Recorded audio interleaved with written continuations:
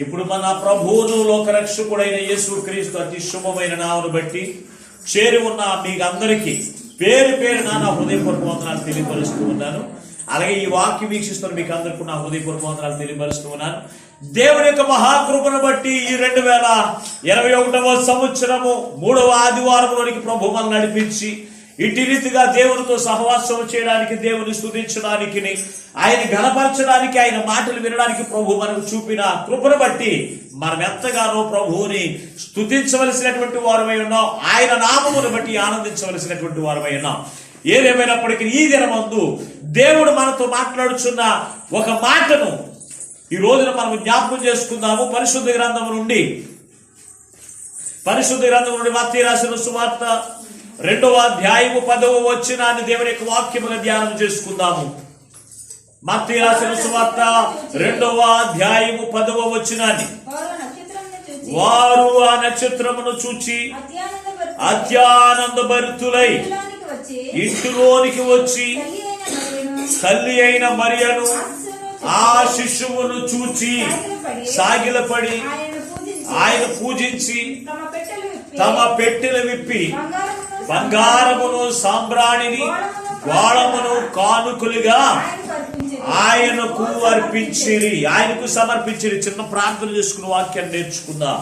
మహాపరిశుద్ధుడవును ప్రేమ స్వరూపమైన తండ్రి, మీకు వందనాలు, స్తోత్రాలు అయ్యా. ఇంతవరకు స్తుతి ఆరాధన అంతట్లోని ఆత్మ నుంచి నీ నామ మహిమార్థముగా జరిగించుకున్న తండ్రి, మీకు వందనాలు, స్తోత్రాలు. నీ కొద్ది మాటలు మేము ధ్యానం చేస్తూ ఉండగా అయ్యా, నీ బిడ్డలందరినీ మీరు చూస్తూ ఉన్నారు తండ్రి. వారి హృదయంలో ఏ వాక్యం అవసరమైనదో, వారి జీవితాలు ఏ వాక్యం అవసరమైనదో నువ్వు ఎరిగిన దేవుడు గనుక నీ దాసుని ప్రభువా అయ్యా, నీ సిలువ చాటును మరుగుపరిచి నీ దాసుని నీ ఆత్మ నుంచి ప్రభువా నీవే మా అందరితో కూడా సూటిగా మాట్లాడుచు ఉండగా వినగలుగు, చెవి గ్రహించగలరు, మనసు లోబడి అనుసరించి నడిచే మనసు అయ్యా, ప్రతి బిడ్డలైన వారు కొనుగరపు చేసి 2వ రాకడకు ఆయుధతో పరచుమని అతి త్వరలో పెండు కుమారుడిగా రానయ్యున్న యేసు పరిశుద్ధమైన నామమున ప్రార్థించి వేడుకొనుచున్నాము పరమ తండ్రి, ఆమేన్. అందరూ ఇక్కడ ఉన్నారా? మెలుపు వచ్చిందా? ఆమేన్. దేవునికి స్తోత్రం, హల్లెలూయా. ప్రభునందు అత్యంత ప్రియమైన దేవుని బిడ్డలారా, చదవబడిన వాక్య భాగంలో దేవుడు ఈ రోజున మనతో మాట్లాడుచున్న మాట ఏమిటంటే, క్రిస్మస్ ఆరాధన అనేది ఎలాగూ చేయాలి అనేది ఈ రోజున దేవుని యొక్క వాక్యముల నుంచి నేర్చుకుందాం. ఈ రోజున ఈ నెల రాగానే, ఈ ఆనంద మాసం రాగానే, డిసెంబర్ నెల రాగానే అందరూ క్రిస్మస్ చేస్తూ ఉంటారు. ఒక్కొక్కరు ఒక్కొక్క రీతిగా క్రిస్మస్ చేస్తూ ఉంటారు. ఒకళ్ళేమో స్టార్ పెట్టుకుని క్రిస్మస్ చేస్తారు, ప్రార్థనకి రాదు. ఇది స్టార్ క్రిస్మస్. కొంతమంది ఏమో పప్పలు వండుకుని తిని క్రిస్మస్ చేస్తూ ఉంటారు. ఇదేంటి? పప్పల పండుగ. మూడోది ఏంటో తెలుసు అంటే, బిర్యానీలు వండుకుని తింటారు, అది ప్రార్థనకి రాదు. ఇది బిర్యానీలు పండుగ, క్రిస్మస్ పండుగ. వంకేంటి అంటే క్రిస్మస్ పండుగ. ఏమా ఏంటి అంటే స్పెషల్ ఏంటంటే బిర్యానీ అండి. అదేంటి బిర్యానీ అంటే? క్రిస్మస్ పండుగ కదండి. క్రీస్తు పుట్టిక వీరి జీవితంలో తినడానికి ఆహారమును, లేకపోతే నక్షత్రాలు పెట్టుకోవడం, స్టార్లు పెట్టుకునేటువంటి పండగ చేసుకునేటువంటి రకాలు చాలా మంది చేస్తూ ఉన్నారు. మంచిదే, స్టార్ పెట్టుకోవద్దని నేను అనట్లేదు. మీరు క్రైస్తవులుగా ఉన్నారు కనుక మీరు క్రైస్తవులు అనేక మందికి తెలియపరచడానికి స్టార్ పెట్టుకుంటారు, మంచిదే. బిర్యానీ వండుకోండి, మంచిదే. దేవుడు మీకు ఇచ్చాడు, సంతోషం చేద్దాం, బిర్యానీ తినండి, పప్పలు కూడా వండుకోండి. సంక్రాంతి పండగ కాదు. ఇప్పుడు క్రైస్తవులు ఏం చేస్తారంటే, కొంతమంది క్రిస్మస్ నెలలో పప్పలు వండుకోవట్లేదు, సంక్రాంతి నెలలో వండుకుంటున్నారు. అంటే ఏ పండుగ చేస్తున్నట్టు, ఏ పేరుతో చేస్తున్నారు? క్రిస్మస్ నెలలో సంక్రాంతి పండుగతో క్రిస్మస్ చేసేటువంటి క్రైస్తవులు లేరంటారా? ఉన్నారండి. అవును, క్రీస్తు యొక్క పుట్టిక రోజు మనకి జీవితంలో పండుగనిచ్చింది. క్రీస్తు యొక్క పుట్టిక మానవాళ్ళందరికీ కూడా పాప విమోచన కలిగించి గొప్ప రక్షణ దేవుడు ఇచ్చాడు కనుక పండుగ చేసుకుందాం, సంతోషిద్దాం, ఆనందిద్దాం, మంచిదే. అయితే నిజమైనటువంటి క్రిస్మస్ ఎలాగూ చేయాలి అనేది జ్ఞానులైన వారు చూసి ఈ రోజున కొన్ని మాటలు మనం నేర్చుకుందాం. ప్రభువును దేవుని బిడ్డ, జ్ఞానులైన వారిని ఆయన నక్షత్రము వారు ఎక్కడికి నడిపించిందంటే, యేసు ప్రభువారు ఉన్నటువంటి స్థలంలోనికి నడిపించింది. గత వారంలో మీకు నేను తెలియపరిచాను. గత వారంలో మీకు నేను తెలియపరిచాను. ఈ జ్ఞానులైన వారు ఇంచుమించుగా 2 సంవత్సరములు వారి కాలి నడకన వచ్చి యేసుప్రభు వారి దగ్గరికి చేర్చబడారని మీకు తెలియపరిచాను. అయితే యేసుప్రభు వారు ఎక్కడ ఉన్నారు? పశువుల పాకలో లేడు. ఎక్కడ ఉన్నాడు? 2 సంవత్సరాలకి తన ఇంటి దగ్గర ఉన్నాడు. యేసు ప్రభు వారి యొక్క ఇంటిలో ఉన్నాడు. దేవుని బిడ్డలారా, ప్రభు యేసుక్రీస్తు ప్రభు వారు తన ఇంటిలో ఉన్నాడు. తన ఇంటిలో ఉండగా జ్ఞానులైన వారు ఎక్కడికి వచ్చారంటే యేసు ప్రభు వారి దగ్గరికి వచ్చారు. ఆయనకి ఏం చేశారంట? సాగిలు పడ్డారు, ఆయన పూజించారు, ఆరాధన చేశారు, ఆయనకు కానుకలు సమర్పణ చేశారు. చూడండి, ఇది నిజమైనటువంటి క్రిస్మస్. దేవుని బిడ్డ, క్రిస్మస్ ఆరాధన అనగా క్రీస్తుని ఆరాధించేటువంటి విధానం క్రిస్మస్ నెల ఒక్కసారే కాదు, కానీ ప్రతి దినమును ప్రతి వారమును కూడా దేవుని ఆరాధన చేయవలసినటువంటి పద్ధతి ఏమిటి అంటే ఇప్పుడు జ్ఞానులు చేసినటువంటి పద్ధతి ఉంది. దేవుని బిడ్డ, ఈ చదవబడిన వాక్య భాగంలో ఒక 5 అమూల్యమైనటువంటి విషయాలు రాయబడి ఉన్నాయి. ఒక 5 అమూల్యమైనటువంటి విషయాలు రాయబడి ఉన్నాయి. ఒకటి, ఈ జ్ఞానులైన వారు యేసు ప్రభు వారి యొక్క ఇంటిలోనికి లోపలికి వచ్చారు. ఒకటి మనం చూస్తే ఈ జ్ఞానులైన వారు యేసు ప్రభు వారి యొక్క ఇంటిలోనికి వచ్చారు. ఇది మొదటి మాట. రెండో మాట ఏమిటంటే ఆ శిశువును చూచారు. ఎవరు చూశారు? నేను చెప్పిందన్న చెప్పండి, మీరు ఇంక వేరే పని చేయదు. ఆయన ఆ శిశువును మొట్టమొదటి మాట ఏం చెప్పాను? ఆయన ఇంటిలోనికి వచ్చారు. రెండో మాట ఆ శిశువును చూచారు. మూడోది సాగిల పడ్డారు. మూడోది ఏంటి? సాగిల పడ్డారు.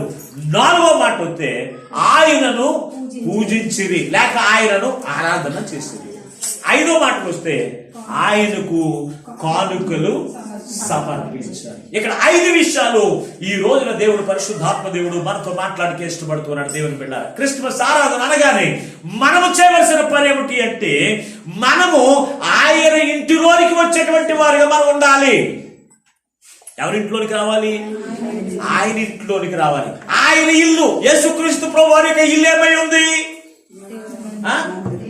దేవుని యొక్క, నీ దేహమే దేవుని యొక్క ఆలయం అన్నాడు. అలాగే దేవుని యొక్క ఆలయమే దేవుని మందిరము, లేకపోతే ఆయన ఇల్లు అయి ఉంది. అవునా లేదా? అంటే క్రీస్తుని ఆరాధించడానికి మనం ఎక్కడికి వెళ్ళాలి చెప్పండి? కొంతమంది ఇంట్లో నుండి ఆరాధన చేసేస్తూ ఉంటారు. ప్రార్థనకంటే రాలేదు కానీ యేసుప్రభు నేను ఆరాధన చేసేసాను,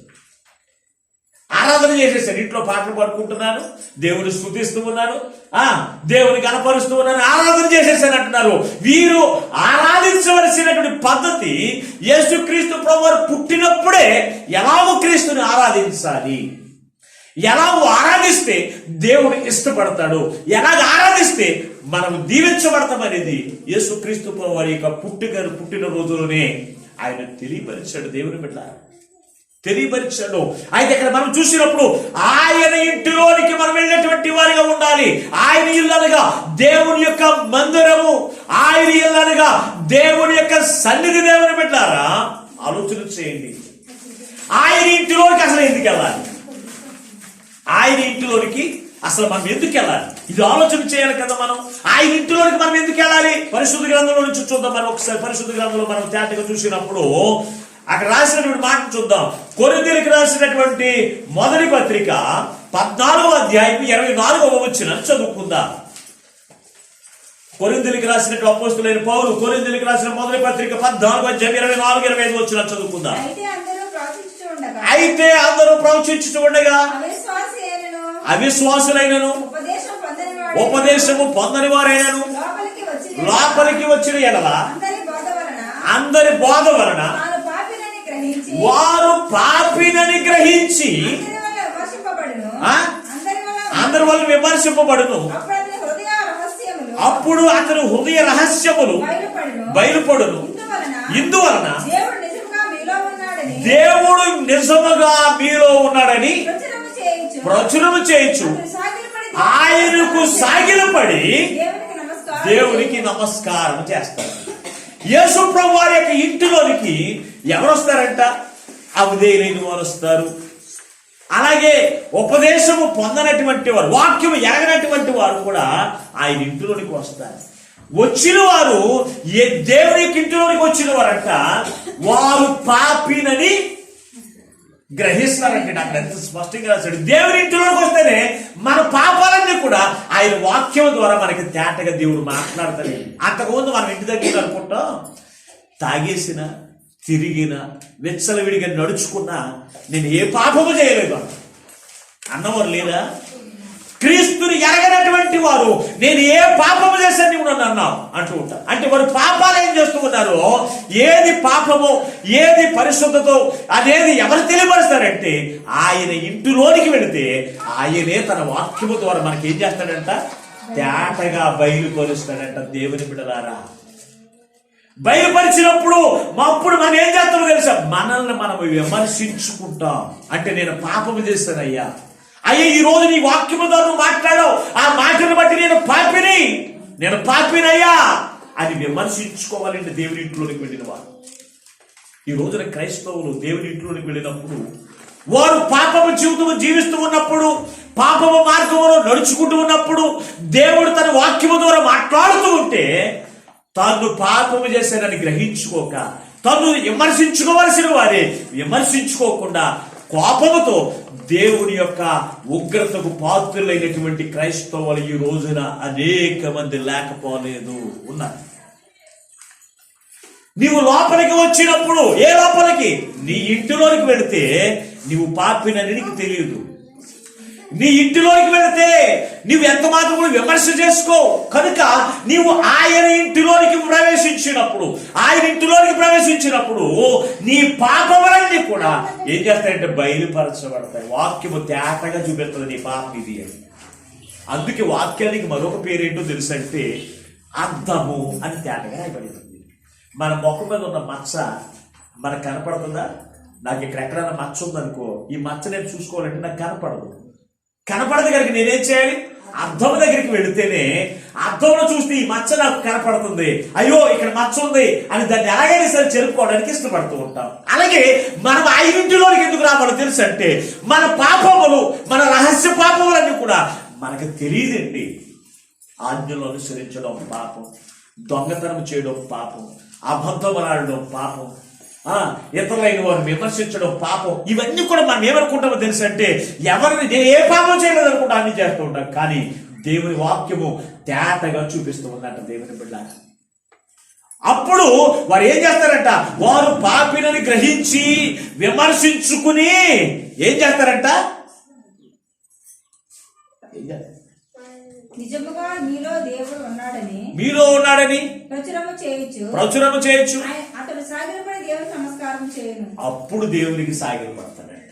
చూడండి, ఎప్పుడు సాగిలపడతాడు? పాపపు స్థితిని ఒప్పుకున్నప్పుడు, తను విమర్శించుకోవాలి. సుంకరి ప్రార్థన చేస్తూ ఉన్నాడు, అయ్యా నీ ఎదుట నేను కన్నులెత్తుటకు నేను సాలనేటువంటి వాడు అయ్యా, నేను పాపినయ్యా అటు తను విమర్శించుకుంటూ ఉంటేనంట దేవుడు యేసు ప్రభువు దగ్గరికి వెళ్ళి దేవుని యొక్క మందిరం లోపలికి వెళ్ళడానికి కూడా ఆలోచన చేస్తూ నేను పాపినయ్యా నన్ను క్షమించని విమర్శించుకుంటూ ఉన్నప్పుడు ఆ ప్రార్థన దేవుడికి ఎలా ఎంచబడిందో తెలుసంటే నీతిమంతుని యొక్క ప్రార్థనగా ఎంచబడింది. చూడండి, ఎక్కడ ప్రార్థన చేస్తాను, ఆయన ఇంటిలోనికి వెళితేనే నీ పాపము బయలుపరచబడుతూ ఉంది. అంతేకాని నీవు చేసిన ప్రతి ఒక్క పాపమును దేవుడు తన దాసుల యందు ఆయన ఆత్మ నుంచి మాట్లాడుతూ ఉన్నప్పుడు మనం ఎంత మాత్రం కూడా కోపగించుకుంటే నష్టపోయేది దేవుడు కాదండి. ఎవరో తెలుసు అంటే మనమే.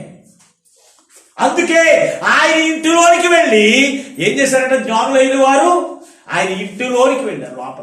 వారు లోపలికి ప్రవేశించారండి, బయట కూర్చుని మాట్లాడట్లేదు.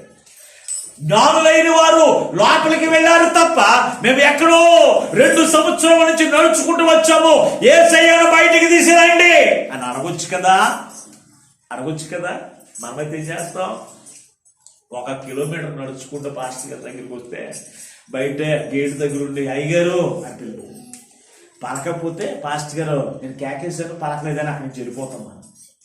అవునా?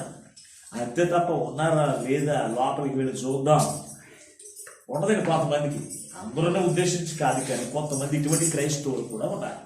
అయితే ఇక్కడ చూసినప్పుడు ఎందుకు ఆయన ఇంటిలోకి వెళ్ళాలంటే మన పాప పరిస్థితి, ఆయన ముఖములో రహస్య పాపములన్నీ మనకు కనపడతాయి. ఆయన వాక్యములో మన ప్రతి విధమైన పాపము కనపడుతుంది కనుక మన పాప స్థితిని ఒప్పుకుని మనకు మనం విమర్శించుకుంటేనంట ఆయన ఎదుట సాగిలు పడి నమస్కారం చేసి ఏం చేస్తామంట, ఆయన దీవెన కోరుకుంటాం. అందుకే ఆయన ఇంటిలోనికి వెళ్ళేటువంటి వాడిగా మనం. దావీదు భక్తుడు అతడు మహారాజు ఏంటి, చదువుదాం ఒకసారి పరిశుద్ధ గ్రంథములో, సమూయేలు మొదటి గ్రంథములో చూడండి ఒకసారి. సమూయేలు మన్నించడు రెండవ గ్రంథం, సమూయేలు రెండవ గ్రంథం 7వ అధ్యాయము 18వ వచనం చదువుకుందాం. సమూయేలు రెండవ గ్రంథం 7వ అధ్యాయం 18వ వచనం. దావీదు రాజు లోపల ప్రవేశించి యెహోవా సన్నిధిని కూర్చుని ఎలాగున మనము చేసేను, నా ప్రభువా యెహోవా ఎంతగా నీవు నన్ను హెచ్చించుటకు నేను ఆ పాటి వాడాను. చాలు, దావీదు అని విడిచిపెట్టలేదు. ఏమని రాశాడండి, ఏమని రాశాడు, దావీదు రాజు లోపలికి ప్రవేశించి, అంటే లోపలికంటే తన ఇంటిలో కనుకుంటారేమని అక్కడ ఏమని రాశాడు, యెహోవా సన్నిధిని ప్రవేశించి. ఎవరండి అతను, మహారాజు.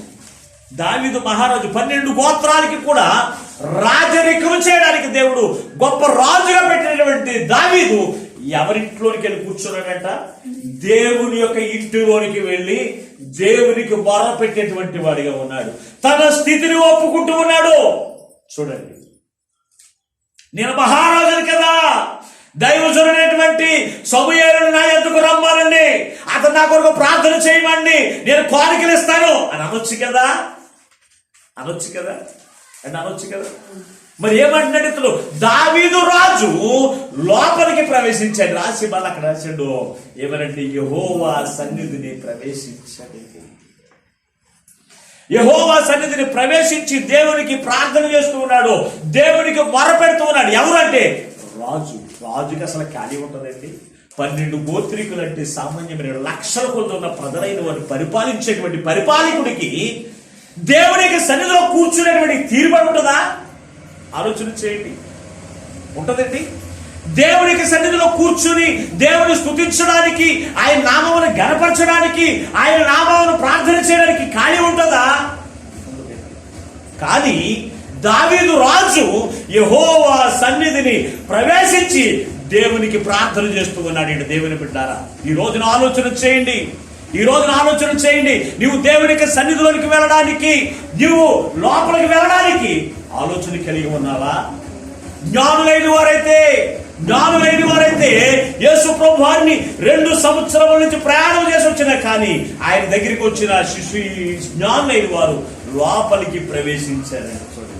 లోపలికి ప్రవేశిస్తే దేవుడు ఎవరో, ఆయన ఎటువంటి శక్తివంతుడై ఉన్నాడో, ఎటువంటి ప్రభావం కలిగినటువంటి వాడు ఉన్నాడో వారు వెంటనే తెలుసుకోగలుగుతారు. ఈ రోజు నువ్వు దేవునికి సన్నిధికి వస్తూ ఉన్నావు, దేవుడి యొక్క ఇంటిలోనికి వస్తున్నా, నీవు దేవుడు ఎవరో నువ్వు గ్రహించగలుగుతూ ఉన్నావా? ఆలోచన చేయండి ప్రియమైనటువంటి వాళ్ళ, ఆలోచన చేయండి. ఆయన ఇంటిలోనికి మనం వచ్చిన మనము ఆయన ఎవరో తెలుసుకోవాలి అంటే ఆయన మన రహస్య పాపములన్నీ కూడా అర్థమని చూపిస్తూ ఉన్నప్పుడు మనం ఏం చేయగలుగుతామంటే ఆయన రహస్య పాపాలని, మన రహస్య పాపాలన్నిటిని కూడా మనం గ్రహించి మనం ఏం చేస్తామో తెలుసా, విమర్శించుకుని ఆయన ఎదుట సాగిలి పడేటువంటి వారిగా మనం ఉంటాం. చూడండి, దావీదు రాజు దేవుని ఎదుట ఏం చేశాడు తెలుసా, దేవుని ఇంటిలోనికి వెళ్ళి దేవునికి మొర పెట్టుకున్నాడు.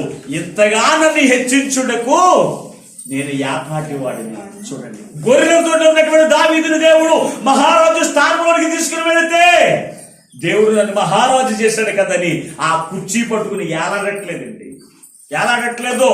ఏం చేస్తూ ఉన్నాడు తెలుసా, దేవుడు హెచ్చించిన హెచ్చింపును దేవునికి సన్నిధికి వెళ్ళి ఏం చేస్తాడు తెలుసా, ప్రార్థన చేసేటువంటి వారిగా ఉన్నాడు. చూడండి, జ్ఞానులైన వారు లోపలికి ప్రవేశించి, చూడండి ఎంత స్పష్టంగా రాశాడు. చూడండి, లోపలికి ప్రవేశించాలండి అంటే దేవునికి సన్నిధిలోనికి మనం ప్రవేశించేటువంటి వారిగా ఉండాలి. అందుకే యోహాను సువార్త 15వ అధ్యాయంలో 9వ వచనంలో ఒక శ్రేష్టమైన మాటను అక్కడ రాశాడు. చూడండి ఒకసారి, యోహాను సువార్త 9వ అధ్యాయము 15వ వచనం. 15వ అధ్యాయం 9వ వచనమేనా? ఆ తండ్రి నన్ను ఎలాగో ప్రేమించను ఎలాగో ప్రేమించును నేను మిమ్మల్ని అలాగో ప్రేమించితిని ఆ. నా ప్రేమ నిలిచియుండుడి. మన్నించింది ఒక్కసారి 10వ అధ్యాయం చదువు ఒకసారి 10వ అధ్యాయం 9వ వచనం. నేనే ద్వారమును నేనే ద్వారమును నా ద్వారా లోపలికి ఎవరు ప్రవేశించని ఎడల వాడు రక్షించబడును. లోపలికి పోవచ్చు బయటికి సారీ, వచ్చి ఇక్కడ చదవబడిన వాక్య భాగం చూడండి. నేనే ద్వారమును. ఎవరు యేసు ప్రభువు ఏమై ఉన్నారంటే నేనే ద్వారమును, నేనే మార్గమును, సత్యమును, జీవమునై ఉన్నాను అన్న యేసు క్రీస్తు ప్రభువు అంటున్నాడు. నేనే ద్వారమునై ఉన్నాను. నా ద్వారా ఎక్కడికి ప్రవేశించాలంటే దేవుని యొక్క సన్నిధిలోనికి ప్రవేశించేటువంటి వారు, లోపలికి ప్రవేశించే వారి ఉన్నారు. లోపలికి ప్రవేశించిన వారే రక్షించబడతారండి. ఎళ్ళ దగ్గర కూర్చున్నవారు, సీరియల్ చూసుకునేవారు, అలాగే సంత మార్కెట్లంట తిరిగేవారు, లోకంలో తిరిగిలాడేటువంటి వారు దేవుని యొక్క రెండవ రాకడలో ఆయన ఉగ్రత నుంచి ఎంత మాత్రం కూడా తప్పించుకోలేరు. మరి ఎవరు తప్పించుకుంటారంటే యేసు క్రీస్తు ద్వారా లోపలికి ప్రవేశించిన వారు. ఈ రోజున రక్షణ పొందిన వారందరూ కూడా క్రీస్తు ద్వారా మీరు రక్షించబడిన వారే. క్రీస్తు ద్వారా రక్షించబడిన వారు ఎక్కడికి ప్రవేశించాలి? ఆయన ఇంటిలోనికి ప్రవేశించేటువంటి వారిగా ఉండాలి. ఆయన ఇంటిలోనికి జ్ఞానులైన వారు లోపలికి ప్రవేశించి, చూడండి, లోపలికి ప్రవేశించి వారిని ఏం చేశారు తెలుసా? యేసు ప్రభువాన్ని ఆరాధించేటువంటి వారిగా మనకి కనపడుతున్నారు. ఇది మొట్టమొదటి యొక్క మాట. ఒకటి మనం చూస్తే లోపలికి ప్రవేశించి జ్ఞానులైన వారు దేవుణ్ణి ఆరాధన చేశారు. ఈ రోజున క్రీస్తుని కలిగిన మనము ఎక్కడికి ప్రవేశించాలంటే యేసు ప్రభువారి యొక్క ఇంటిలోనికి మనం ప్రవేశించి దేవుని యొక్క మందిరంలోనికి ప్రవేశించినప్పుడు మన పాప స్థితిని ఆయన ఎదుట ఒప్పుకుని పాప క్షమాపణ పొందుకుని ఆయన ఇచ్చినప్పుడు దీవులతో మన గృహాల యొద్దకు మనం వెళ్ళాలి. కానీ మనం లోపలికి ప్రవేశించకుండా ఇంటి దగ్గర కూర్చుని ప్రార్థన చేసుకుంటూ, ఇంటి దగ్గర కూర్చుని వాక్యము చదువుకుంటూ, ఇంటి దగ్గర కూర్చుని నీతి కార్యాలు చేయడం ద్వారా మనం ఎంత మాత్రం కూడా ఆయన్ని క్రీస్తుని ఆరాధించేటువంటి వారు కానే కాదు. ఇది మొట్టమొదటి యొక్క మాట. ఇది మొట్టమొదటి యొక్క మాట ఏంటి తెలుసు అంటే వారి జ్ఞానులైన వారు లోపలికి ప్రవేశించారు. రెండో మాటలోకి వెళ్ళిపోదాం. ఆ శిశువును చూసి. రెండో మాట ఏంటి? అందరూ మాట్లాడండి. రెండో మాట ఏంటి? అందరూ నోర్లు ఉన్నాయి, దెబ్బలాడటానికి ఉపయోగిస్తారు కానీ వాక్యం పలకడానికి ఉపయోగించరే. ఆ శిశువును మళ్ళీ చెప్పండి. ఆ శిశువును ఎవరి ద్వారా చూశారు? వీళ్ళు ఎక్కడ చూశారు అంటే లోపలికి ప్రవేశించిన ఈ జ్ఞానులైన వారు ఆ శిశువును. ఈ రోజున దేవుని ఇంటిలోనికి ప్రవేశించిన ప్రతి క్రైస్తవుడు వాక్యం ఎరిగిన వారు అవ్వచ్చు, వాక్యం ఎరగినటువంటి వారు అవ్వచ్చు, వాక్యం విని వారు అవ్వచ్చు, వినని వారు అవ్వచ్చు, లోపలికి ప్రవేశించినప్పుడు ఎవరు చూడాలి? ఎవరు చూడాలి? యేసు క్రీస్తుని చూచేటువంటి వారిగా ఉండాలి. ఈ రోజున క్రీస్తుని చూస్తున్నారా? పాస్టర్ గారిని చూస్తున్నారా? కొన్నేలి అనేటువంటి భక్తి పరుడు ఒకడు ఉన్నారు. కొన్నేలి అనేటువంటి భక్తి పరుడు అయ్యా ఉంటారా? కొన్నేలి అనేటువంటి భక్తి పరుడు అతను చూసినట్టు ఆలోచన ఒకసారి చూద్దాం. ఒకసారి అపోస్తుల కార్యముల గ్రంథంలో 10వ అధ్యాయంలోకి రండి. ఒకసారి 25వ వచనం. పేతురు లోపలికి రాగా కొన్నేలి అతన్ని ఎదుర్కొని అతని పాదముల మీద పడి నమస్కారం చేసి, అందుకు పేతురు నువ్వు లేచి నిలువము, నేను కూడా నరుడినే. అంటే ఇక్కడ చూసినప్పుడు దేవుని చేత ఏర్పరచబడినటువంటి అపోస్తులైనటువంటి వారిలో పేతురు అనేటువంటి ఒకడున్నారు. ఈ అపోస్తులైనటువంటి పేతురు ఎవరింటికి వెళ్ళాడంటే శతాధిపతి అయిన ఇటాలీ పటాలమనబడినటువంటి ఆ దేశంలో శతాధిపతి అయినటువంటి కొన్నేలి అనేటువంటి ఒక భక్తిపరుడు ఉన్నాడు. ఇతను ఎంతమందికి అధికారి అంటే 100 మందికి అధికారి.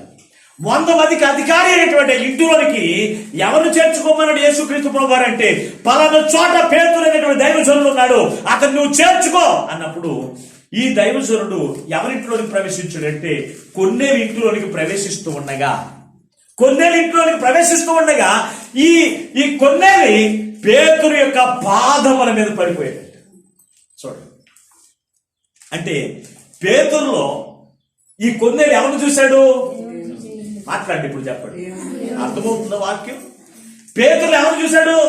అదే నిజముగా ఇతను పేతురు అయితే, ఈ పేతురు ఎవరికి అధికారి కాదు, దేవుని వల్ల మాత్రమే అధికారం పొందుకున్నటువంటి వాడు తప్ప లోకముల అధికారి కాదు. అయినప్పటికీ కూడా ఈ పేతురులో ఈ కొన్నేరు ఎవరు చూశాడు తెలిసింటే క్రీస్తుని చూశారు. ఈ రోజున దేవునికి సన్నిధికి వచ్చుతున్న మీరు ఎవరిని చూస్తున్నారు? పాస్టర్ గారికి కానుకలు ఇచ్చామండి, పాస్టర్ గారికి ఏమో బట్టలు ఇచ్చామండి, పాస్టర్ గారికి ఏమో అది చేసామండి అంటే నువ్వు ఎవరు చూస్తున్నావు? ఒక సామాన్యమైనటువంటి నోరును చూస్తే దానివల్ల నీకు దీవెన కానే కాదు. దేవుని యొక్క సన్నిధిలోనికి ప్రవేశించిన దేవుని బిడ్డలారా, దేవుని యొక్క సన్నిధిలో ప్రవేశించిన నీవు మొట్టమొదటిగా దేవుని యొక్క మందిరంలో ఎవరు చూడాలంటే క్రీస్తుని చూడాలి. దైవజనుడు ఎదురుకుండా ఉన్నప్పుడు దైవజనుడు మనం ఎవరు చూడాలి? ఎవరు చూడాలి? మీరెవరు చూస్తున్నారు? అందుకే గొప్ప మాట వస్తారు, పాస్టర్ గారిని చూస్తారు అనుకుంటున్నారు. కనుక మీరు ఎవరు చూడలేకపోతున్నారంటే క్రీస్తుని చూడలేకపోతున్నారు దేవుని పిల్లలు.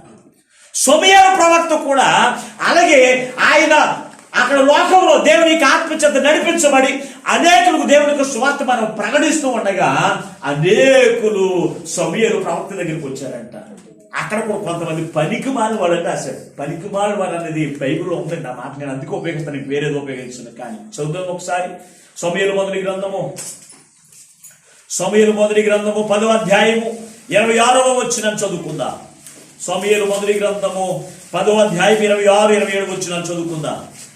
సౌలు గిబియానులోను తన ఇంటికి వెళ్ళిపోయాను. చాలా జాగ్రత్తగా ఆలోచించండి. దేవుని చేత హృదయ ప్రేరేపణ నొందిన శూరులు అతని వెంట వెళ్ళిరి. పనికి మాలిన కొందరు ఈ మనుషుడు మనల్ని ఎలాగూ రక్షింపగలడని చెప్పుకొనుచు అతను నిర్లక్ష్యం చేసి అతనికి కానుకలు తీసుకుని రాకుండా అతని చెవిటివాడు అయినట్టు ఊరుకుండేను. ఎవరి గురించి మాట్లాడుతున్నాడు ఇక్కడ చూసినప్పుడు కొందరు పనికి మాలిన వారు. ఇక్కడ యేసు ప్రభు వారి దగ్గరికి ఎవరు వచ్చారు అంటే అక్కడ చాలా మంచి మాట రాశారండి. వచ్చిన వాళ్ళందరూ కూడా అందరూ పనికి మాలిన వాడు కాదు, కానీ యుద్ధ శూరులైన వారు, యుద్ధానికి వెళ్ళినటువంటి వారు. ఎటువంటి వారు తెలుసా? బలము కలిగినటువంటి వారు. వారు దేవుని చేత హృదయ ప్రేరేపణ బట్టి వాళ్ళందరూ కానుకలు తీసుకునేదాన్ని. అంటే వారితో కలిసి కొందరు పనికిమాలి వాళ్ళు ఎక్కడికి వెళ్ళారంటే సమూయేలు ప్రవక్త దగ్గరికి కాదు, దేవుని దగ్గరికి వెళ్ళారు. కానీ ఏమనుకుంటున్నారు? ఒక సామాన్యమైన సమూయేలు దగ్గరికి వెళ్ళామనుకుంటున్నారు. అందుకే ఈ మనుషుడు ఎలాగో రక్షించగలడు వాళ్ళని, ఈయనకి మనము కానుకలు ఇవ్వడం ఏంటి అనుకున్నట్ట కానుకలు సమర్పణ చేయకుండా వెళ్ళిపోయారంట. దేవుని బిడ్డలారా ఆలోచన చేయండి. ఈ రోజున దేవుడు మనందరితో మాట్లాడుతున్నాడు. దేవుని యొక్క సన్నిధిలోనికి అనగా ఆయన ఇంటిలోనికి వచ్చినటువంటి దేవుని బిడ్డలారా, ఆయన ఇంటిలోనికి వచ్చిన మనము చేయవలసిన పని ఏమిటో తెలుసా?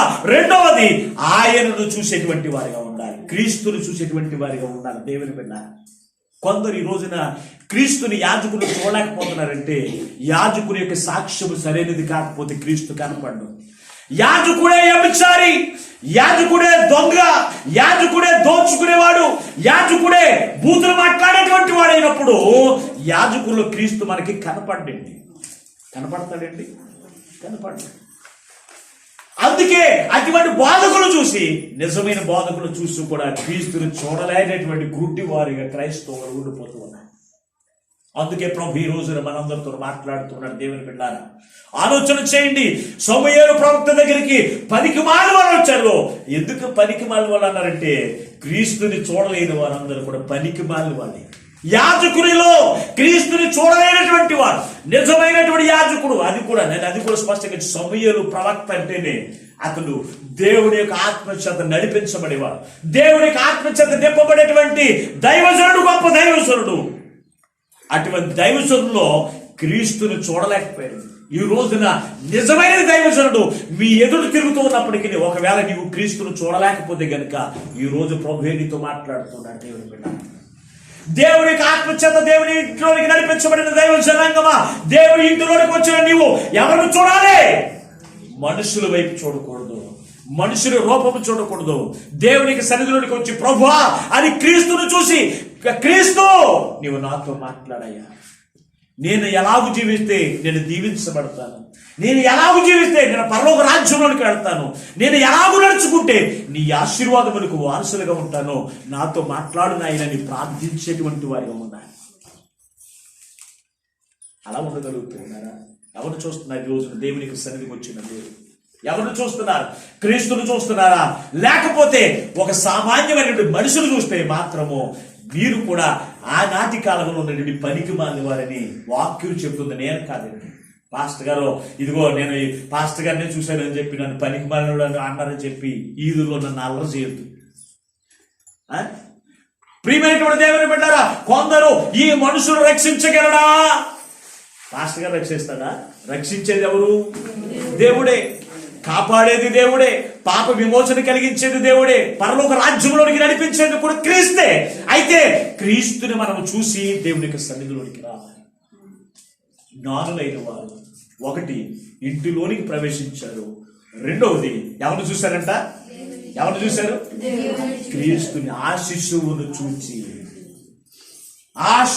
చూచి ఏం చేశారు? మూడో మాటలోకి వెళ్ళిపోదాం. సాగిలపడి. చూడండి, మూడో మాట ఏంటి? వాళ్ళు చేసినటువంటి ఆరాధన, క్రిస్మస్ ఆరాధనే కావచ్చు, లేకపోతే ప్రతి ఆదివారం ఆరాధనలో మనకు ఉండవలసిన లక్షణాలు ఏంటి తెలుసా? ప్రతి ఆదివారమే కావచ్చు, ప్రతి దినం కూడా దేవుని యొక్క సన్నిధి, దేవుని యొక్క ఇంటిలోనికి మనం వెళ్ళే వారిగా ఉండాలి. వెళ్ళిన మనము తన వాక్యము ద్వారా మనం ఏం చేయాలంటే మన స్థితిని, మన పాపపు స్థితిని ఒప్పుకునేటువంటి వారిగా మనం ఉండాలి. ఉన్న మనము ఎలా ఉంటామో తెలిసి క్రీస్తును చూసేటువంటి వారిగా ఉండాలి. అది రెండో మాట. మూడో మాటలోకి వెళితే ఏంటంట? సాగిలపడిరి. చూడండి, ఎవరు సాగిలపడ్డారు అంటే జ్ఞానులైన వారు సాగిలపడ్డారు. జ్ఞానులు అంటే వీరు ఆకాశ నక్షత్రములను, భూమి మీద ఉన్నటువంటి వింతైనటువంటి వింతలను చూసి ఎప్పటికప్పుడే పరిశీలించి ఏం చేసేవారు తెలుసు అంటే వారు లోకానికి తెలియపరిచేటువంటి వారు జ్ఞానులు. ఈ రోజున మనం వాళ్ళు ఏమని పిలుస్తామో తెలుసు అంటే శాస్త్రవేత్తలు అని పిలుస్తాం. శాస్త్రవేత్తలు అని పిలుస్తాం. వాళ్ళు ఎవరికి కూడా సాగిలపడరు. వారు ఎవరికి కూడా సాగిలపడరు. ఎందుకంటే వారు పరిశోధిస్తేనే కానీ, పరిశోధించి తెలుసుకుంటేనే కానీ దేనిని కూడా నమ్మరు. దేవుని బిడ్డారు. అయితే వీరు యేసుక్రీస్తు ప్రభువారు ఈయన రక్షకుడని చూసి ఏం చేశారంట? ఆయనకు సాగిలపడిరి. ఆయనకు సాగిలపడ్డారా? ఆమెకు సాగిలపడ్డారా? రాసేటండి అక్కడ. ఎవరికి సాగిలపడ్డాడు? ఆయనకు సాగిలపడ్డారు. ఆయన కంటే క్రీస్తుకి. దేవుని బిడ్డారా, ఈ రోజున మనం ఎవరికి సాగిలపడుతున్నాం ఆలోచన చేయండి ఒక్కసారి. అపవిత్రాత్మలే దేవునికి ఏం చేస్తారో తెలుసా? సాగిలపడుతున్నాయి. పరిశుద్ధ గ్రంథంలో చూద్దాం ఒకసారి. మార్కు రాసిన సువార్త 3వ అధ్యాయం 11వ వచనం చదువుకుందాం.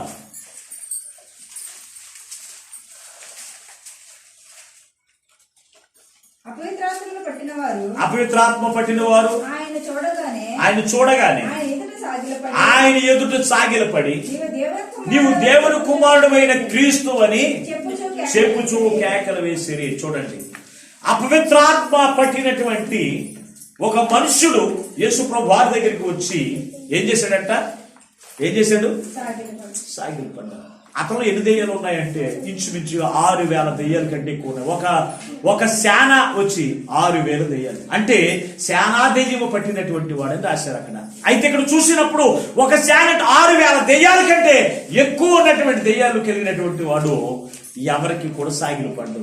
దెయ్యం ఎవరికి కూడా సాగిలపడదు. కానీ యేసు క్రీస్తు ప్రభు వారిని చూసి ఏం చేసిందంట? అది సాతానికి శక్తి ఉందంటారా లేదంటారా? సాతానికి శక్తి ఉందా? 10 మందిని కూడా ఇసిరిపడేస్తుంది. అటువంటి శక్తి కలిగిన సాతాను యేసు ప్రభు వారి దగ్గరికి వచ్చి ఏం చేసింది? సాగిలపడింది. సాగిలపడడం అంటే ఆయనకు లోబడటం. సాగిలపడడం అంటే ఏంటండి? ఆయనకు లోబడడం. ఎవరికి? క్రీస్తుకు లోబడడం. ఎంతో శక్తి కలిగిన సాతానే యేసు ప్రభు వారి దగ్గర ఏం అవుతుంది తెలుసు అంటే సరెండర్ అయిపోతుంది, లోబడిపోతుంది. ఈ రోజున నువ్వు అంటే పాడిపోతావు అంటావు. ఈ రోజు ఇది వరకు ఉన్నటువంటి బలం మనుషుల్లో ఉన్నట్లేదండి. కాళ్ళు నొప్పులు, కీళ్ళ నొప్పులతో సరిగా నడవడానికి కష్టమైపోతుంది. అటువంటి నీవు దేవునికి నువ్వు సాగిలపడుతున్నావా? ఆలోచన చేయండి. జ్ఞానులైన వారు, శాస్త్రవేత్తలే యేసుక్రీస్తు ప్రభు వారికి సరెండర్ అయిపోతూ ఉన్నారు. రాజులు దేవునికి సాగిలపడుతూ ఉన్నారు. ఈ రోజున నీ జీవితంలో నీవు రాజువు కాదు, బలవంతులు కాదు, ఉన్నతమైన అధికారులు కూడా కాదు. అయినప్పటికీ కూడా నువ్వు దేవుని ఎదుట నువ్వు సాగిలపడేటువంటి లక్షణాన్ని నువ్వు కలిగి ఉన్నావా? ఆలోచన చేయండి. ఈ రోజున ప్రియమైనటువంటి దేవుని బిడ్డ ఆలోచన చేయండి. ఎందుకు దేవునికి సాగిలు పడలేకపోతున్నారు? పరిశుద్ధ గ్రంథంలో మరొక మాట చూద్దాం ఒకసారి. మార్కు రాసిన సువార్తలో 5వ అధ్యాయం 33వ వచనాన్ని కూడా ఒకసారి చదువుకుందాం. 5వ అధ్యాయం. అప్పుడు ఆ స్త్రీ తనకు జరిగినది ఎరిగి భయపడి వణుకుచూ వచ్చి ఆయన ఎదుట సాగిలపడి తన సంగతి అంతయో తెలియపరిచింది. ఎవరండి ఈవిడే? 12 సంవత్సరాల నుంచి రక్తస్రావము కలిగిన ఒక కుమార్తె. ఆమె దేవుడి యొద్దకు వచ్చింది. దేవుడి దగ్గర వచ్చి విడుదల పొందుకుంది. ఈ సంగతి ఎవరికి తెలుసు అంటే దేవునికి తెలుసు. రెండోది ఎవరికి తెలుసు? ఆమెకు మాత్రమే తెలుసు. ఆమెకు తెలిసినప్పుడు ఆయన పిలుస్తూ ఉన్నాడు. ఆ సంగతి గ్రహించిన యేసయ్య ఎవరు నన్ను తాకారో వారు ముందుకు రండి అని చెప్పినప్పుడు ఆయనకు భయపడి చూడండి, స్వస్థత పొందుకున్న ఆ కుమార్తె ఆయనకు భయపడి ఆయన ఎదుట సాగిలపడింది. దేవుని బిడ్డలారా, ఈ రోజున నీ జీవితంలో దేవుని వల్ల నువ్వు స్వస్థత పొందుకుంటున్నావు, దేవుని వల్ల అద్భుత కార్యాలు పొందుకుంటున్నావు, దేవుని వల్ల నువ్వు పోషించబడుతూ ఉన్నావు. మరి నువ్వు ఎవరికి సాగిలు పడుతున్నావు? నువ్వు ఎవరికి సాగిలు పడుతున్నావు? దేవునికి సాగిలు పడుతున్నావా? దేవునికి సాగిలు పడుతున్నావా? ఆలోచన చేయండి. జ్ఞానులైన వారు దేవునికి అంటే దేవునికి లోబడిపోయారండి. సాతాను దేవునికి లోబడుతూ ఉంది. స్వస్థత పొందుకున్న అనేకులు యేసు ప్రభు వారికి భయపడి ఆయనకు లోబడుతూ ఉన్నారు. అయ్యో ఈయన శక్తిమంతుడు, ఈయన శక్తిమంతుడు, ఈయన స్వస్థపరచగలడు, తెగుళ్ళు కలిగించగలడు, అయ్యో అని ఆయనకు భయపడి ఆయనకు సరెండర్ అయిపోతూ ఉంటే, ఈ రోజున దేవుని వల్ల కార్యాలు పొందుకున్న నీవు దేవునికి సాగిలు పడేటువంటి లక్షణం నువ్వు కలిగి ఉన్నావా? ఆలోచన చేయండి. క్రిస్మస్ పండుగ చేసుకుంటూ ఉన్నాం, మంచిదే. క్రిస్మస్ పండుగ ఎలాగూ చేసుకోవాలి అంటే ఆయన ఇంటిలోనికి ప్రవేశించే వారిగా ఉండాలి, అంతేకాదు క్రీస్తుని చూచేటువంటి వారిగా ఉండాలి. మూడవది సాగిల పడేటువంటి వారిగా, సాగిల పడతామంటే ఆయనకు లోబడేటువంటి వారిగా మనం ఉండాలి. దేవుని బిడ్డారా, మనం ఎవరికి లోబడతామో తెలుసా? సాతానికి లోబడుతున్నాం. అందుకే మత్తయి రాసిన సువార్త 4వ అధ్యాయము 9వ వచనంలో ఒక మాట రాశాడు. చూడండి ఒకసారి. మీరు సాగిలపడి నాకు నమస్కారము చేసిన ఎడల ఇవన్నిటినీ ఎవరికి సాగిలు పడితేను? ఎవరికండి? సాతానంట భూమి మీద ఉన్నవన్నీ కూడా చూపించిందంట. ఇది లోక రాజ్యాలన్నీ కూడా నాయే, ఈ లోక రాజ్యాలన్నీ కూడా నాయే, నీవు నాకు సాగిలు పడితే ఇవన్నీ నీకు ఇచ్చేస్తానంటుంది. చూడండి, అందుకే ఈ రోజున క్రైస్తవులకు కూడా ఇదే చూపించి యేసు ప్రభువుని చూపించినప్పుడు క్రైస్తవులు పెద్ద లెక్కదానికి శక్తివంతుడని యేసయ్యనే అదేం చూపించిందో తెలుసా? లోకాశలు చూపించి దానికి సాగిల పడమని చెప్పి అడిగింది. ఈ రోజున క్రైస్తవులకు చూపించేది కూడా అదే. ఏంటో తెలుసా? ఈ ఆదివారం ఇదిగో నువ్వు నాకు లోబడితే నేను ఈ డబ్బు ఇస్తాను, ఈ ఆదివారం నువ్వు నాకు లోబడితే ఈ ఆశీర్వాదం ఇస్తాను, ఈ ఆదివారం నీకు అది ఇస్తే నువ్వు లోబడితే ఇదిగో నేను అది ఇస్తాను, ఇది ఇస్తానని లోకాశలన్నీ కూడా చూపిస్తూ ఉంటే క్రైస్తవుడు ఎవరికి సాగిలు పడుతున్నారు తెలుసా అంటే లోకాశలు చూపించినా సాతానికి లోబడుతున్నారు, కానీ దేవునికి మాత్రం లోబడట్లేదు. మన ఎలక్షన్ టైంలో టీడీపీ నాయకులు అయినటువంటి వారు తాడిపల్లి గ్రామం వచ్చి, అయ్యా శుక్రవారం రోజున అంటున్నారు, ఇదిగో పాస్టర్లు అందరూ కూడా మీరు ఎక్కడే ఉండండి, మీరు ఎక్కడికైనా వెళ్తే మేము ఒక్కొక్కరికి 3 వేద్దాం అనుకున్నాం, మీరు ఎక్కడికి వెళ్ళొద్దు, ఇక్కడే ఉండండి, మీరు వెళితే కనుక మీకు ఇవ్వమని చెప్పేసి ఏం చేశారంటే ఒక ప్రకటన చేశారు. నేను అదే టైంలో శుక్రవారం ఉపవాస కూడికి బయలుదేరినప్పుడు వచ్చినప్పుడు అయ్యానికి ఆకేసి నాకు ఈ సంగతి చెప్పారు. అయితే ఏమిస్తానన్నారు? డబ్బు ఇస్తానన్నారు. పోను దేవుని స్తోత్రం, ఇస్తే మీరు తీసుకోండి పర్వాలేదని చెప్పేసి నేను మందిరానికి వచ్చేసాను. ఎందుకంటే లోకంలో ఏదో దొరుకుతుందని నేను సేవలోనికి రాలేదు. సాతాను చూపించిన లోకాశలకు నేను లోబడట్లేదు. అలాగని చెప్పి నాకు రావాల్సింది రాకుండా లేదండి, వచ్చేసింది. తెల్లారి అదే టీడీపీ నాయకుడు తీసుకొచ్చి ఇంటి దగ్గరికి పట్టుకొచ్చి, అయ్యా నువ్వు రాత్రి నువ్వు లేవు, అందరు పాస్టర్లు ఇదిగో వాళ్ళ ప్రార్థనలన్నీ కూడా మానేసి ఇదిగో ఇక్కడ కాసుకుని కూర్చున్నారు ఈ డబ్బుకి, నువ్వైతే వెళ్ళిపోయావు, ఇవన్నీ నా చేతిలో పెట్టి వెళ్ళిపోయావు. ఎందుకంటే లోకములో ఏదో దొరుకుతుందని నేను ఎంత మాత్రము కూడా నేను సేవలోనికి రాలేదు. ఎంత మాత్రం కూడా నేను సేవలోనికి రాలేదు. సాతాను చూపించేది ఎరను, ఇది సాతాను ఎర అని చెప్పి నేను గ్రహించేటువంటి మనసును, జ్ఞానాన్ని దేవుడు నాకు ఇచ్చాడు. అందుకే నేను సాతానికి లోబడిన ఒక దేవునికి తప్ప నేను సాతానికి లోబడి అది చూపించాడు ఎర్రలకు అసలు లోబడినాం. దాని ఎర్రకు మనం వెళ్ళామా, ఆ గ్యాలం ఏం చేస్తా తెలుసా, మనం పట్టుకుని మన నాశనానికి తీసుకుని వెళ్తుంది. గ్యాలానికి చేప దొరికితే ఆ చేప సత్తదా బతుకుతుంది? దొరుకుతుంది లేదు, చచ్చిపోతుంది. అలాగే మన ఆత్మీయత కూడా చనిపోతుంది. లోకం ఆశలు సాతాను మనకు చూపిస్తూ ఉన్నప్పుడు నువ్వు ఎవరికి లోబడుతున్నావు, ఎవరికి నువ్వు సాగిలపడుతున్నావు? ఈ రోజున ఎవరికి వారి పరిశీలన చేసుకోండి. క్రిస్మస్ ఆనంద మాసంలో మనం ఉన్నాం. అయితే ఈ జ్ఞానులైన వారిని చూసి మనము నేర్చుకోవలసింది ఏంటో తెలుసు అంటే, మనము నిజమైన క్రీస్తుకి మనము ఏం చేయాలి తెలుసు, సాగిలపడేటువంటి వారిగా మనం ఉండాలి. దెయ్యానికి సాగిలపడడం కాదు, దెయ్యాల నుంచి విడిపించి మన యొక్క జీవితంలో స్వస్థతలు కలిగించి ఆయన ప్రభావం చేత మనకు అనుగ్రహించి పరలోక రాజ్యానికి నడిపించేటువంటి యేసయ్యకు మనం ఏం చేయాలి తెలుసు అంటే, సాగిలపడేటువంటి వారిగా ఉన్నాం. మరి ఎవరికి సాగిలు పడుతున్నాం ఆలోచన చేయండి ప్రియమైనటువంటి దేవుడి బిడ్డ. కొంతమంది అయితే అప్పులకు సాగిలు పడతారంట, అప్పులకు సాగిలు పడతారు. అందుకే యేసుక్రీస్తు ప్రభువు అని చెప్పిన ఉపమానంలో ఆ మాట తెలియపరచండి. ఇదిగో నేను కొంతమందికి కొన్ని అచ్చెలు ఇచ్చి నేను ఇంకొక దేశం వెళ్ళి వచ్చిన తర్వాత ఆ అచ్చెలు ఇమ్మని అడిగినప్పుడు ఎమ్మని అడిగినటువంటి వాడికంట సాగిలపడిరి అనే మాట కూడా మనము పరిశుద్ధ గ్రంథంలో ఆ మాటను కూడా మనం చూడగలుగుతాము. దేవుని బిడ్డ, అది కూడా ఉందండి పరిశుద్ధ గ్రంథం. ఇక్కడ మనం చూసిన మనం దేనికి లోబడుతూ ఉన్నాం ఈ రోజున ఆలోచన చేయండి. దేవునికి మాత్రమే మనం సాగిలపడేటువంటి వారిగా మనం ఉండాలి. అది మరొక మాటలోకి వెళ్ళిపోదాం, 4వ మాటలోకి వెళదాం. చూడొకసారి. ఆయనను ఎవరు పూజించారు? ఎవరిని? యేసయ్యను పూజించిరి. పూజించడం అంటే అసలు ఎవరు పూజించాలి ఈ రోజున క్రైస్తవులకి తెలియట్లేదు, నొరలేని వారికి కూడా తెలియట్లేదు, ఎవరికి కూడా తెలియట్లేదు. ఇష్టం వచ్చినట్లుగా ఎవరికి పడితే వారికి పూజలు చేసేటువంటి లక్షణాన్ని కలిగినటువంటి వారు ఉన్నారు. చూడండి, జ్ఞానులైన వారు యేసయ్యకు మాత్రమే పూజించారు. ఈ రోజున మరియమ్మకు పూజలు చేయడు, మరియమ్మకు ప్రార్థన చేయడు. ఇదేంటండి? బైబిల్ అలా చెప్పట్లేదు కదా, మరియమ్మను పూజించాను అని ఎక్కడైనా రాయబడి ఉందా? ఈ రోజున టీవీ ప్రసంగాలు కూడా అలాగే ఉంటున్నాయండి. దివ్యవాణి ఛానల్ అంతా కూడా అదే కదండి. దివ్యవాణి ఛానల్ అంతా కూడా మరియమ్మ పూజలు అంట. పూజకి ఎంత? 500, పూజకి 1000 రూపాయలు. అదే గంట ఉంటుంది పూజ అని. నేను చూస్తూ ఉంటే నాకు మనసు అసలు ఆగలేదు. టీవీ ప్రసంగాలు చేస్తున్నారండి క్రైస్తవులే ఎవరికి పూజ చేయాలో తెలియకుండా ఎవరిష్టం వచ్చినట్టు వారు పూజ చేయడం కాదు. నిజమైన దేవుడు ఎవరో తెలుసుకుని వారిని మాత్రమే పూజించేటువంటి వారిగా మనం ఉండాలి. దేవుని బిడ్డలారా, పరిశుద్ధ గ్రంథంలో చూసినప్పుడు అక్కడ మనకు కనపడుతుంది. రోమీయులకు రాసిన పత్రికలో 1వ అధ్యాయం 25వ వచనాన్ని ఒకసారి చదువుకుందాం. రోమీయులకు రాసిన పత్రిక 1వ అధ్యాయం 25వ వచనాన్ని.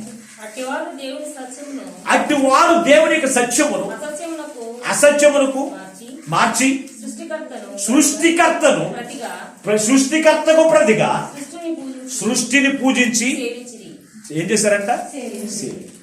ఎవరండి? దేవుని ఎరగనటువంటి వారు ఎవరు పూజిస్తున్నారంట? సృష్టికర్తను విడిచిపెట్టి సృష్టిని పూజిస్తున్నారంట. దేవుని బిడ్డలారా, చూడండి ఎలా అయిపోయింది. చూడండి, ఎవరిని పూజించాలి అంటే సృష్టికర్తను పూజించాలి. ప్రభువా, నీవు నాకు రూపమును దిద్ది, నీవు నీ ఆత్మను నాయందుంచి నన్ను జీవింపజేస్తున్న దేవా నీకే స్తోత్రం అని దేవునికి పూజించవలసిన క్రైస్తవులే ఏం చేస్తారో తెలుసంటే, సృష్టికర్తను విడిచిపెట్టి సృష్టిని కలగజేసిన మరియమ్మను ఏం చేస్తారో తెలుసంటే పూజలు చేస్తున్నారు. ఎవరు అంటే క్రైస్తవులే. మరి అన్యులు ఏం చేస్తూ ఉన్నారు? నక్షత్రములను పూజిస్తున్నారు. చదువు ఒకసారి పరిశుద్ధ గ్రంథంలో మనం చూసినప్పుడు రాజులు 2వ గ్రంథము 21వ అధ్యాయం 3వ వచనాన్ని కూడా చదువుకుందాం. రాజులు 2వ గ్రంథము 21వ అధ్యాయం 3వ వచనాన్ని. పడగొట్టి తను తండ్రి అయిన హిజ్కియా పడగొట్టిన ఉన్నత స్థలములను తిరిగి కట్టించి బయలుదేవతలకు బలిపీఠములు కట్టించి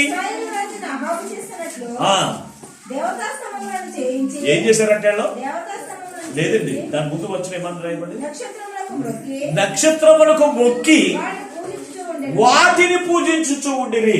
ఎవరండి హలో చూడండి, ఇశ్రాయేలు ప్రజలైన వారే. ఇశ్రాయేలు ప్రజలనగా దేవునితో పోరాడి గెలిచేటువంటి వారు, ఇశ్రాయేలు ప్రజలనగా దేవుని చేత దీవించబడినటువంటి వారు, ఇశ్రాయేలు ప్రజలనగా దేవుని చేత విమోచించబడిన ప్రజలే ఈ రోజున దేన్ని పూజిస్తున్నారండి? దేన్ని? నక్షత్రములకు మొక్కుకుంటున్నారంట.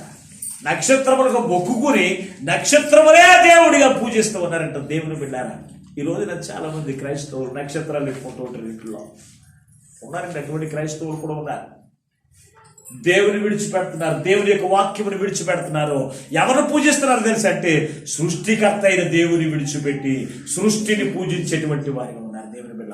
ఆ నక్షత్రములన్నీ కూడా రాలిపోయి రెండవ రాకడలో సమస్త మానవులు కూడా నశింప చేయడానికి దేవుడు వాటిని ఏర్పాటు చేస్తే ఈ రోజున ఏం చేస్తారో తెలుసా? ఆ నక్షత్రముల్ని పూజించేవారిగా కనపడుతున్నారు. లేకపోతే సృష్టిని నిన్నటి దినాన్ని నేను దేచర్ల మీకు కనపడేళ్ళాను. నేను దేచర్లు వెళ్ళాను, రాత్రి వాకింగ్ చెప్పడానికి వెళ్ళాను. ఉదయకాలం అయితే నేను రావులపడి వెళ్ళాను. అక్కడి నుంచి వచ్చి నేను మళ్ళా దేచర్ల అక్కడ మీటింగ్కి వెళ్ళాను. అక్కడ వాక్యం అందించడానికి వెళ్ళినప్పుడు అయ్యగారు వాళ్ళు పాటలు పాడుతున్నారు. ఒక 10 నిమిషాలు ఇక్కడే ఉన్నాడు, తర్వాత నేను పిలుస్తాను వదిలిగానే అన్నారు. ఆగని బయట అక్కడ ఒక గుడి ఉంది. ఆ పాప పూజ చేస్తుంది. ఒక్కో స్తంభానికి ఒక అగరపూల వచ్చి పొగేస్తుంది, గంట కొడుతుంది, మళ్ళీ ఇంకో పొగేస్తుంది, గంట కొడుతుంది. 6 స్తంభాలు ఉన్నాయి. 6 స్తంభాలకి ఆ అగరపూల తిప్పుతుంది, పొగేస్తుంది. వచ్చి చివరికి వచ్చిన తర్వాత బయట చెట్టు ఉంది, తులసి చెట్టు ఉంది. ఆ తులసి చెట్టు దగ్గర పూజి దాన్ని గుచ్చి అక్కడ దండం పెట్టుకుని పూజ చేసేది. అంటే ఇప్పుడు ఎవరు పూజ చేస్తుంది? మాట్లాడండి. స్తంభాలనే నాకు చాలా నవ్వు వచ్చింది. నువ్వు ఎలాగ కూడా ఉంటుంది పూజ చేయడం ఇన్ని రకాల పూజలు ఉంటాయా అని నాకు చాలా నవ్వు వచ్చింది. దేవుని పిల్ల ఆలోచన చేయండి. ఈ రోజున ఎవరు పూజించాలో తెలుసా అంటే క్రీస్తుని మాత్రమే పూజించాలి. సృష్టికర్తను మాత్రమే, సర్వలోకమును సృష్టించిన యేసయ్య, సర్వలోక నరులను కలిగజేసిన యేసయ్యను మాత్రమే మనం పూజించాలి. సర్వలోక రక్షణార్థముగా ఈ లోకములోనికి వచ్చి రక్షణ కలిగజేసి పరలోక రాజ్యంలో నడిపిస్తున్న యేసయ్యను మాత్రమే మనం ఏం చేయాలి? పూజించేవారిగా ఉండాలి. సృష్టిని కాదు. ఈ రాళ్లను, రప్పలను, ఈ చెట్లను, ఇవన్నీ కూడా దేవుడే కలగజేశాడు. వాటిని పూజించడం ఏంటి? ఎంత అజ్ఞానంగా ఉన్నారు మనుషులు. చూడండి, మనుషులు కళ్ళు మూసిపోయి ఏడుస్తున్నారండి. అందుకే రాళ్లకు మొక్కుకోవడం, రాళ్ళకి పూజలు చేయడం, చెట్లకు మొక్కుకోవడం, చెట్లకు పూజలు చేయడం. ఎక్కడి నుంచి బయలుదేరింది అనుకుంటున్నారు? ఇది ఆనాటి ఇశ్రాయేలు కాలం నుంచి కూడా బయలుదేరింది. అందుకే ఈ రోజున క్రైస్తవులు మానలేకపోతున్నారు. నక్షత్రాలకు పూజలు చేయడం, మరియమ్మకు పూజలు చేయడం, ఇవి మానలేకపోతున్నారు. దేవుని బిడ్డారా, పరిశుద్ధ గ్రంథంలో మరొక మాట చదువు. ఒకసారి తెస్సలోనికి రాసినటువంటి మొదటి పత్రిక 2వ అధ్యాయం 4వ వచనం కూడా చదువు ఒకసారి. తెస్సలోనికి రాసినటువంటి 2వ పత్రిక 2వ అధ్యాయం 4వ వచనం.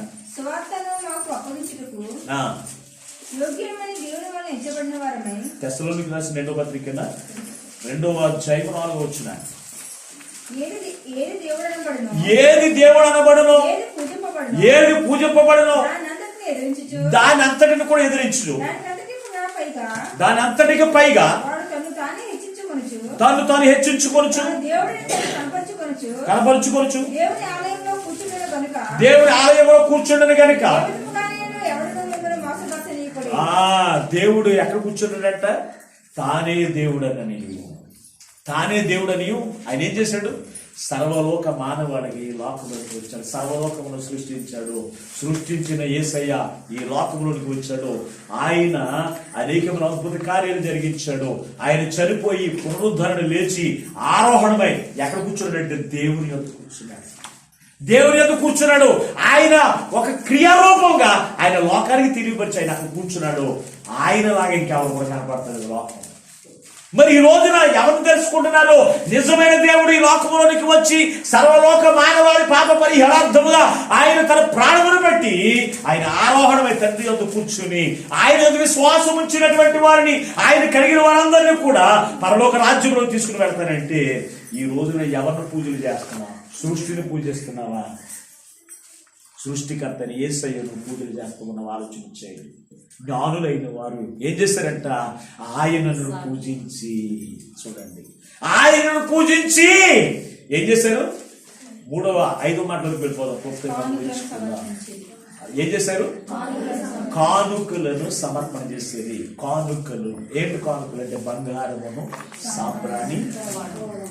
ఇవి కానుకలు అంటే ఈ బంగారం విలువైనది. నేను ఎందుకు చెప్తున్నానంటే, కానుకలు అంటే మనం డబ్బు దేవునికి ఇవ్వడం వల్ల దేవుడు మనం బట్టి సంతోషించడం.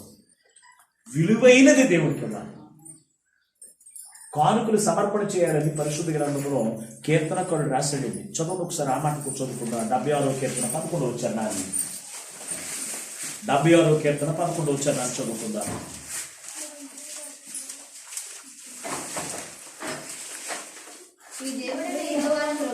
నీ దేవుడని యెహోవాను మొక్కుకొని నీ మొక్కుబడులు చెల్లించుడి. ఆయన చుట్టూ ఉన్న వారందరూ భయంకరులకు ఆయనకు కానుకలు తెచ్చి అర్పింపవలెను. ఏం చేయకు? ఆయన చుట్టూ ఉన్న వారందరూ భయంకరులకు ఆయనకు. నా మైండ్ సెట్ తిరిగిపోయింది. మీకేం గుర్తుకొచ్చింది ఇప్పుడు? ఆయన చుట్టూ ఉన్న వారందరూ భయంకరుడగు దేవునికి. దేవుడు ఎవరండి? ఎవరండి? ఎవరు? మీరే చెప్పాలి. క్రిస్మస్ తిరిగారు. ఆయన ఏమై ఉన్నాడు? భయంకరుడు. ఆకాశము నా సింహాసనము, భూమి నా పాదపీఠమన్న దేవుడు ఆయన భయంకరుడు. ఆయనకు మనం ఏం చేయాలో తెలుసంటే, కానుకలు సమర్పణ చేసేటువంటి వారిగా. ఏమిటి కానుక? దేవునికి విలువైన కానుక ఏమిటి అంటే మన హృదయమే దేవునికి ఉండాలి. దేవునికి విలువైన ఏమి తెలుసంటే, బంగారం కంటే సాంబ్రాణి కంటే విలువైన దేవుడు తెలుసంటే మన హృదయాన్ని దేవుడు కోరుకుంటున్నాడు. దేవుడు అంటారు, అందుకే నేను వెండి బంగారముల వంటి క్షయమైన వాటిని ద్వారా మిమ్మల్ని విమోచించలేదు, కానీ క్రీస్తు అమూల్యమైన రక్తము చేత మనం విమోచించిన యేసయ్య ఈ రోజున మనతో మాట్లాడుతున్నాడు. విలువైన నీ హృదయాన్ని ఆయన కోరుకుంటున్నాడు. ఆయనకి మనం ఇవ్వాల్సిందేమో తెలుసా? మన హృదయాన్ని ఆయనకి సమర్పణ చేసేయాలి. అంతే. ఆయనకి ఇచ్చినప్పుడు ఆయన మన హృదయంలో నివసించి మనం యోగ్యమైనటువంటి వారిగా, పరలోక రాజ్యానికి సిద్ధపరిచేటువంటి వారిగా ఈ రోజున మనం ఏమిస్తున్నాం? విలువైనటువంటి నీ హృదయాన్ని దేవునికి ఇస్తున్నావా? ఆలోచన చేయండి ప్రియమైనటువంటి వారు, ఆలోచన చేయండి. విలువైన యేసయ్య, భయంకరుడైన యేసయ్య, ఆయన ఒక్కసారి ఆయన తలంపులోకి మనం వెళ్తేనే మనము బూడిదైపోతాము. దేవుడు అది భయంకరమైన యేసయ్యకు నీ హృదయాన్ని ఇస్తున్నావా? ఆలోచన చేయండి.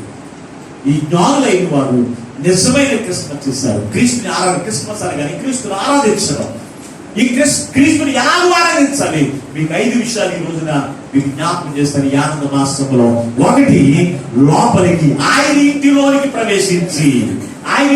ప్రవేశించారు మొట్టమొదటి జ్ఞానులైన వారు. 2వ మాట ఏంటి? శిశువును అంటే యేసు క్రీస్తు ప్రభు వారిని చూచారు. 3వది సాగిలపడ్డారు. 4వది పూజించారు, ఆరాధన చేశారు. 5వది ఆయన. ఇదే నిజమైన క్రిస్మస్ ఆరాధన. మరి ఇటువంటి ఆరాధన నువ్వు చేయకపోతే, నువ్వు ఎన్ని సంవత్సరాలు క్రిస్మస్ చేసి ఈ లక్షణాలన్నీ నీలో లేకపోతే నువ్వు నిజమైన క్రిస్మస్ ఆనందాన్ని నువ్వు పొందుకోలేవు. క్రిస్మస్ అనగానే ఆనందమే.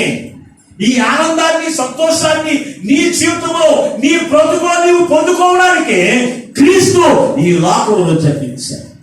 క్రీస్తు యొక్క పుట్టిక సర్వలోకానికి సంతోషాన్ని తీసుకుని వచ్చింది, సర్వలోకానికి సమాధానం తీసుకుని వచ్చింది, సర్వలోకానికి కూడా విమోచన కలిగించింది. అందుకే క్రిస్మస్ ఇది 4 రోజులు క్రిస్మస్ చేస్తాం. ఈ క్రిస్మస్ ఆనందం, క్రీస్తులో ఉన్న ఆనందాన్ని నీ జీవితంలో, నీ బ్రతుకులో, నీ ఉద్యోగంలో, నీ పనుల్లో నువ్వు పొందుకునేటువంటి వారు ఉండాలి అంటే నీవు చేయవలసినది దేవుని ఇంటిలోనికి ప్రవేశించాలి. దేవుని ఇంటిలోనికి అంటే దేవుని యొక్క మందిరంలోనికి ప్రవేశించే వారికి ఉండాలి. రెండవది, ఆయనకు మనం ఏం చేయాలి తెలుసంటే ఆయన చూసేటువంటి వారు, ఆయన చూసేటువంటి వారిగా ఉండాలి. ఆయన పూజించేవారిగా, ఆయన సాగిలపడేవారిగా, ఆయనకు విలువైన మన హృదయాలు ఆయనకి సమర్పణ చేసి క్రీస్తు మనల్ని బట్టి సంతోషించేటువంటి అర్పణ ఏమిటో తెలుసంటే మన హృదయమే. మనం ఎన్ని ఇచ్చిన దేవునికి సంతోషం ఉండదు, కానీ మనం ఎన్ని ఇచ్చినా మన రుణం, ఆయన రుణాన్ని మనం తీర్చుకోలేము. కానీ అన్నిటికంటే విలువైన దేవుడు తెలుసంటే మన హృదయం. మన హృదయం. ఈ ఆన్లైన్ వారు క్రిస్మస్ ఆరాధనకి బట్టలు కొనుక్కున్నారంటారా? మాట్లాడరా? బట్టలు కొనుక్కున్నారా? ఇల్లు శుభ్రం చేసుకున్నారా? కుండలు కడుక్కున్నారా? ఇంటికి సున్నాలు వేసుకున్నారా? అసలు సిద్ధపాటు ఉంది క్రిస్మస్ కి. మరి ఏమి సిద్ధపరచుకున్నారు? మాట్లాడు. దేవునికి మాత్రం కానుకలు 2 సంవత్సరంలో ప్రయాణంలో అసలు తినడానికే ఉండదు అంట. అయ్యా మీకు వచ్చి మీరు ఎందుకు పెడతారని చూస్తున్నాం, కానీ తాకంతో వచ్చేసిన. కానీ విలువైన దేవునికి కానుకలు మాత్రం వాడు ఖర్చు పెట్టదు. అయ్యా వచ్చారు, ఆ కానుకలు సిద్ధపరుచుకున్నారు, యేసు ప్రభువుకి సమర్పించారు. మరలా ప్రయాణమంతట్లోనూ దేవునికి ఇచ్చుడు ద్వారా మీరు ప్రయాణమంతట్లో మీకు కావలసినవన్నీ దేవుడు ఇచ్చారు. దేవునికి మహిమ కలుగునుగాక. చూసారా? క్రీస్తుని ఆరాధిస్తే నిజమైన క్రిస్మస్ నువ్వు చేస్తే తప్పనిసరిగా క్రీస్తుల ఆనందాన్ని చూస్తావు. క్రీస్తుల ఆనందాన్ని, సంతోషాన్ని, ఆయన అనుభవాన్ని నువ్వు చూసి ప్రభువుని బట్టి సంతోషించేటువంటి వారిగా ఎక్కువటువంటి క్రిస్మస్ చేయకపోతే క్రీస్తు మనందరి కోసం ఈ లోకంలో తెలిసి నిజమైన క్రీస్తుని ఆరాధించేటువంటి వారిగా మనం ఉంటే క్రీస్తులు ఆనందిస్తామని ఈ రోజున ఎంతవరకు అటువంటి క్రిస్మస్ చేయకపోతే ఈ రోజున దేవుడు నీతో మాట్లాడుతుండగా మిమ్మల్ని మీరు సిద్ధపరచుకోండి. దేవునికి సన్నిధిలోనికి వెళ్ళడానికి ఎంతవరకు సరిగా దేవుని ఇంటిలోకి వెళ్ళడానికి ఇష్టం లేకుండా నీ ఇంటిలోనే కూర్చుని ఆరాధన చేస్తావేమో.